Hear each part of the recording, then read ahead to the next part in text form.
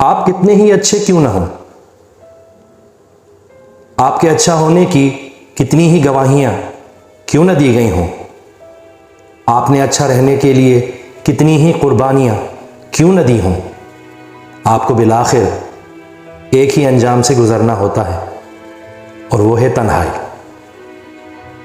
इब्ने आदम।